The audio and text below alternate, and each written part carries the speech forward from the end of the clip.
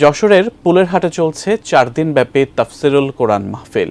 সেই মাহফিলের তৃতীয় দিনের প্রথম বক্তা হিসেবে বয়ান দিয়েছেন আস-সুন্নাহ ফাউন্ডেশনের প্রতিষ্ঠাতা চেয়ারম্যান শায়েখ আহমদুল্লাহ। এ সময় দেশের ইসলামী দলগুলোর উদ্দেশ্যে বিশেষ বার্তা দিয়েছেন তিনি। কি সেই বিশেষ বার্তা জানাচ্ছেন বিস্তারিত আরিফ হাসান। ইসলাম মানে অন্যরকম হৃদয় কাড়া আলো, ইসলাম মানে চেষ্টা করা হতে আরো ভালো। যশোর শহরের পুলেরহাটের আদ্দিন সকিনা মেডিকেল কলেজ মাঠে আয়োজিত মাহফিলে এবার একসঙ্গে বয়ান করেছেন বাংলাদেশের জনপ্রিয় দুই ইসলামিক আলোচক ডক্টর মাওলানা মিজানুর রহমান আজহারি এবং আস-সুন্নাহ ফাউন্ডেশনের প্রতিষ্ঠাতা চেয়ারম্যান শায়েখ আহমদুল্লাহ। শুক্রবার রাতে আয়োজিত ওই মাহফিলে তৃতীয় দিনের প্রথম বক্তা হিসেবে বয়ান দেন শায়েখ আহমদুল্লাহ। এ সময় ইসলামী দলগুলোর মধ্যে মতপার্থক্য থাকলেও ইসলামের স্বার্থে সবাইকে ঐক্যবদ্ধ থাকার আহ্বান জানান তিনি। আল্লাহ রাব্বুল আলামিন সূরা হুজুরাতের 9 এবং 10 নম্বর আয়াতে ঈমানদারদের মধ্যে যদি কখনো মতভিন্নতা মতপার্থক্য যে এটা যদি মারামারিতে পরিণত হয়, ঈমানদারদের মধ্যে যদি কখনো দুই পক্ষ গন্ডগোল এবং ফাসাদের মধ্যে লিপ্ত হয়ে যাওয়ার মতো দৃশ্যের অবতারণা হয়, তাহলে আমরা যেন আমাদের মুসলমান ভাইদের ঘর পোড়ার মধ্যে আলু পোড়া দিতে না যাই। আমরা যেন আমাদের মুসলমান ভাইদের মধ্যকার বিভেদকে আরো বৃদ্ধি করতে সহায়তা না করি। আমরা যেন মীমাংসার পথ অবলম্বন করি।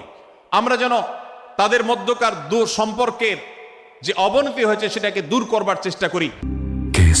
শেকড় থেকে শিখরে। শায়েখ আহমদুল্লাহ বলেন, আমাদের সমাজে ভালো গুণের দুর্ভিক্ষ চলছে। বিশেষ করে বাংলাদেশে পশ্চিমা সংস্কৃতি বাস্তবায়ন করতে একটি গোষ্ঠী কাজ করছে। এ সময় তিনি কোরআনের আইন অনুযায়ী পশ্চিমা সংস্কৃতির ষড়যন্ত্রকে মোকাবেলা করার আহ্বান জানান। আমাদের শিশু থেকে নিয়ে কিশোর, যুবক থেকে নিয়ে মধ্যবয়স্ক সকল শ্রেণী মানুষের মধ্যে আজ আদব এবং শিষ্টাচারের ভয়াবহ অভাব আমরা দেখতে পাচ্ছি। বিশেষ করে পশ্চিমা সংস্কৃতিকে জোর করে পুশ করাবার, সে সমস্ত এজেন্ডাকে বাস্তবায়ন করবার যে প্রচেষ্টা, ইসলামের কৃষ্টি কালচার এবং সংস্কৃতিগুলোকে ধুয়ে মুছে পরিষ্কার করবার জন্য শত সহস্র উদ্যোগ নিয়েছে।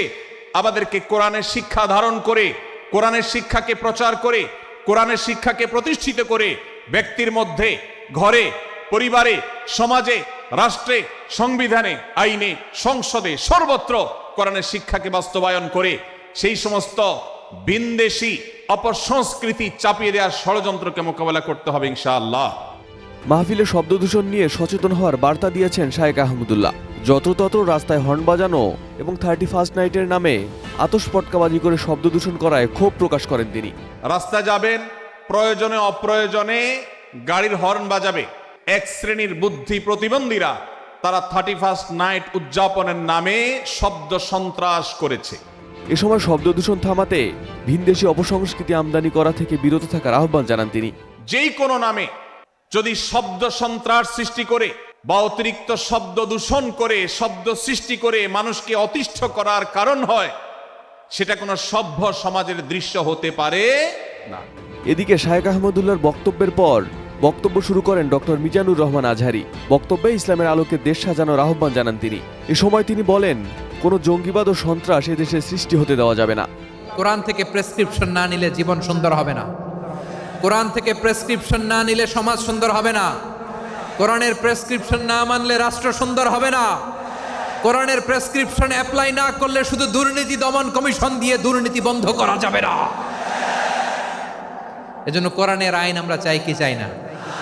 প্রিয় ভাইয়েরা, হিউম্যান রিসোর্স ডেভেলপমেন্ট, মানব সম্পদের উন্নয়ন, আমাদের সরকার যেন এদিকে নজর দেয়।